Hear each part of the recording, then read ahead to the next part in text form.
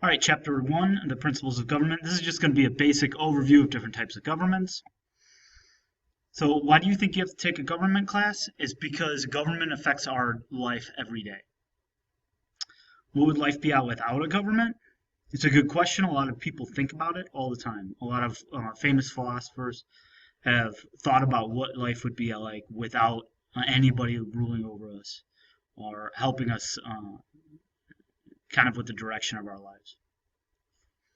And what parts of your life do you think are most affected by government? Because everybody's life is affected by the government, but certain parts more than others.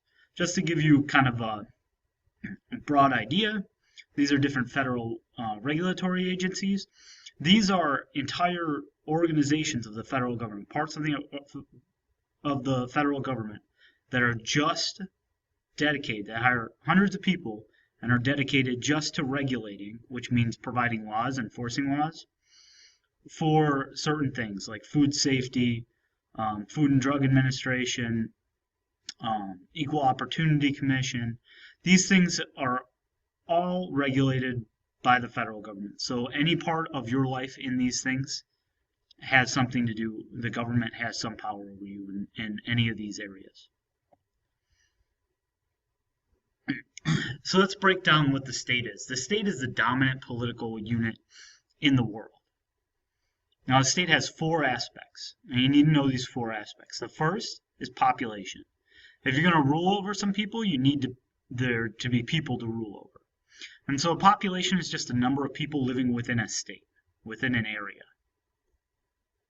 The largest state, the state with the largest population, in the world is China. The state with the smallest population in the world, Vatican City, which is in Italy. It's where the Pope lives.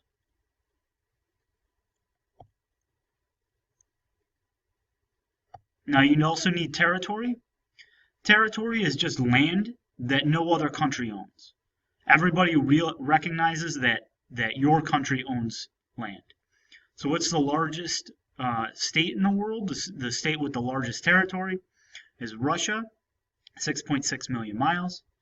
The smallest state, Vatican City again.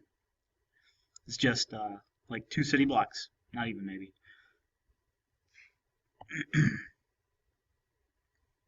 And that's where Vatican City is, in Rome. Rome has its own city inside of the city of Rome, which is kind of strange.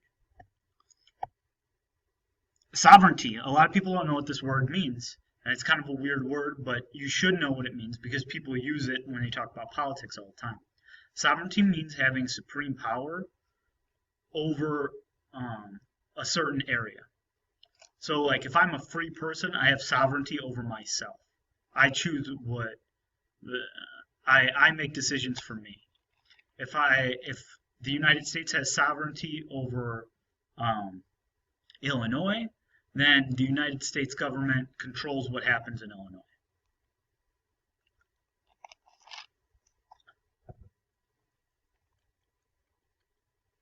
And the last thing that a state needs to have is a government. A government, a lot of people use it as another word for the state, but the government's a little bit different. The government is the people and the institutions that make laws and then they enforce laws. Okay, so it says the authority to establish and enforce public policies. What that means is to make laws and then to carry them out, make people follow the laws. A public policy, that's just a way to deal with an issue put forth by the government. What's the difference between a state and a nation? Nation and state are both words that are used interchangeably at times. A state is a body of people living in a defined territory, and it's organized politically. That means they have sovereignty and they have government. Now, on the other hand, that's just what we went over. As a state is just what we just talked about, those four aspects. A nation is a group of people who share the same heritage, culture, or history. It's not defined by a territory. It doesn't have to have a government. They don't have to have sovereignty. A nation is completely different in this technical aspect, anyway. Can Washington become or can Wisconsin become a state? Do the Palestinians have their own state? The Palestinians have their own nation. I don't know if they have a state. That's highly debated in the world. Where did the state come from? Well, there are two major theories about the origin of the state. The first one is the force theory. Here, people have theorized that one person or a small group claimed control over an area and then forced people to submit to their will. And the other theory, the competing theory, is the evolution theory. Here they think that the state just evolved out of the family structure. And so force theory thinks that a small group of people took over an area and said, hey, we're in charge now.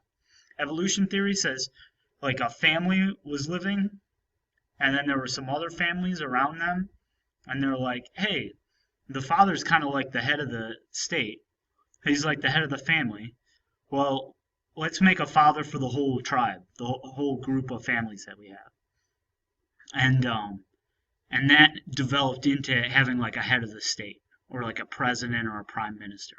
We'll talk about those things a little bit more a little later on. Social contract theory gets a little confusing because there are wildly different interpretations of what it means. The two we're going to talk about are John Locke and Thomas Hobbes. These are probably the two most famous when it comes to social contract theory, and they're both famous because they have completely opposite takes on this. So first, the social contract. Let's give you an idea what that means. A social contract is the state comes from a voluntary act of free people. So people are like, okay, yes, we will have a state. So the state only exists to serve people. So people surrender some of their freedoms to the state and then they live under those rules. Basically what the social contract says is that people willingly live underneath the government. And so the government has the right to control part of their lives. Now there's two different versions of this. Thomas Hobbes and the Leviathan. Hobbes believed that